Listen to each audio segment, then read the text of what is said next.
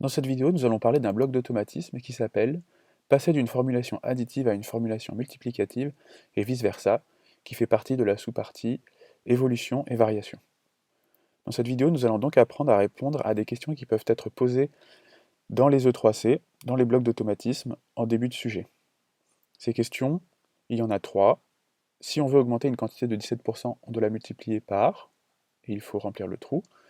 Donner le coefficient multiplicateur associé à une augmentation de 121%, et enfin, multiplier une quantité par 0,88 revient à la diminuer de combien de pourcents? Avant de commencer, on va se mettre au clair déjà sur ce qu'on entend par un pourcentage. Alors je vous rappelle, 3%, c'est juste une notation qu'on écrit pour dire 3 sur 100, c'est-à-dire 0,03. Donc quand j'écrirai x% dans mes diapositives, cela voudra dire x sur 100. Pour faire ces blocs, il va falloir retenir deux choses. La première, c'est augmenter une quantité de x%, c'est la multiplier par 1 plus x sur 100.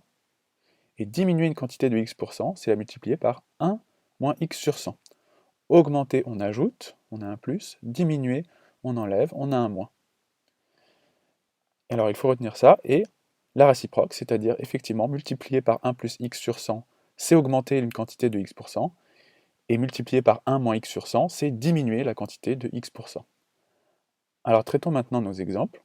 Si on veut augmenter une quantité de 17%, on doit la multiplier par, et il faut trouver par quoi remplir le trou. Alors on va se servir de la première phrase que j'ai écrite, à savoir augmenter une quantité de x%, c'est la multiplier par 1 plus x sur 100. Et là, notre x, il est donné dans l'énoncé, c'est 17. On va donc devoir multiplier par 1 plus 17 sur 100.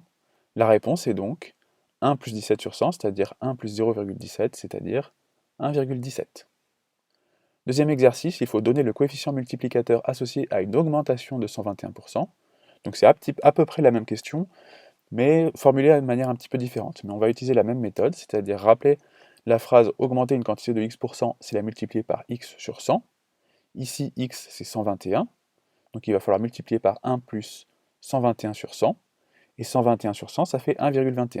On va donc obtenir pour réponse 1 plus 1,21, c'est-à-dire 2,21. Enfin, nous avons la question multiplier une quantité par 0,88 revient à la diminuer de combien de pourcents? Cette fois, on va utiliser la phrase diminuer une quantité de x%, c'est la multiplier par 1 moins x sur 100. Mais cette fois, il faut bien voir que nous avons le coefficient multiplicateur et pas le nombre de pourcentages. Donc en fait, notre coefficient multiplicateur, là, 1 moins x sur 100, on nous dit qu'il est égal à 0,88.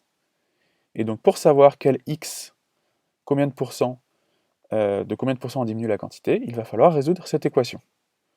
Alors on se lance, on va d'abord passer le x sur 100 ici à droite, et le 0,88 ici à gauche. Je vais le faire en une étape, ça va nous donner 1 moins 0,88 égale x sur 100, c'est-à-dire 0,12 égale x sur 100, et maintenant je vais multiplier à gauche et à droite par 100, ce qui va me donner 0,12 fois 100 est égal à x, c'est-à-dire x égale 12.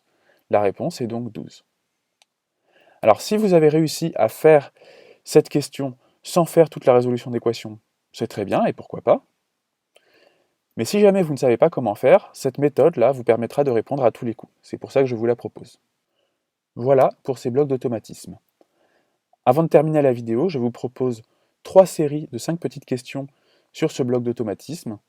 Je vous laisserai faire un arrêt sur image sur chaque série de questions pour que vous puissiez y répondre de votre côté calmement avec un crayon à papier mais sans calculatrice. Et je vous laisserai les solutions de ces séries de questions dans la description de cette vidéo. Au revoir!